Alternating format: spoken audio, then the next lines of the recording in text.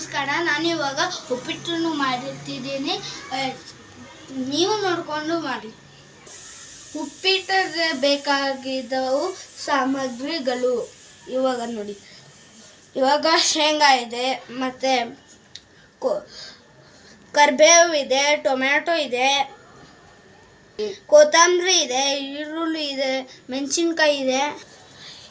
ಈಗ ನಾನು ಇದರಲ್ಲಿ ಒಂದು ರವೆಯನ್ನು ತಗೊಂಡಿದ್ದೇನೆ. ಇವಾಗ ನಾನು ಉಪ್ಪಿಟ್ಟಿಗೆ ಹಾಕೋಕ್ಕೆ ಒಂದು ಪಾತ್ರೆ ಇಕ್ಕಿದ್ದೀನಿ.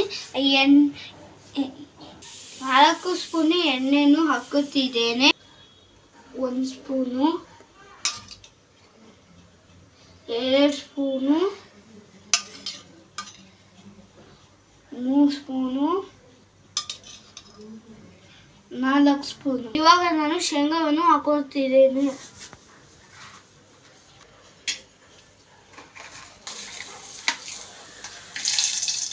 ಇವಾಗ ನಾನು ಉದ್ದಿನ ಬೇಳೆಯನ್ನು ಹಾಕುತ್ತಿದ್ದೇನೆ.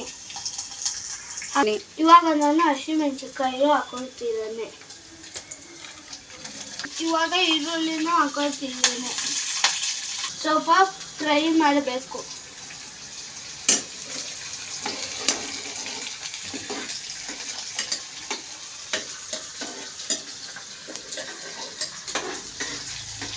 ಇವಾಗ ಟೊಮೆಟೊ ಹಾಕೋಬೇಕು.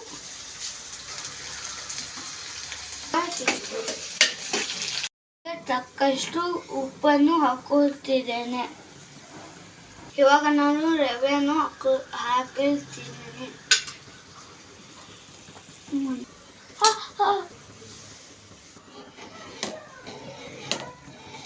ಇವಾಗ ಕೊನೆಗೆ ಕೊತ್ತಂಬರಿಯನ್ನು ಹಾಕೊಳ್ಳಬೇಕು.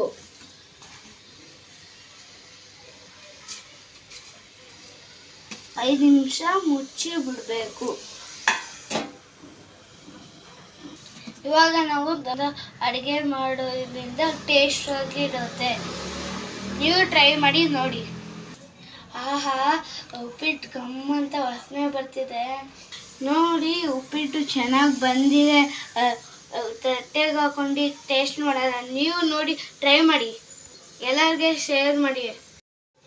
ನೋಡಿ ಉಪ್ಪಿಟ್ಟು ಹೆಂಗಿದೆ, ಎಷ್ಟು ಘಮ ಘಮ ಸ್ಮೆಲ್ಲೇ ಬರ್ತಿದೆ. ನೀವು ತಿಂದು ನೋಡಿ, ಎಷ್ಟು ಚೆನ್ನಾಗಿರುತ್ತೆ.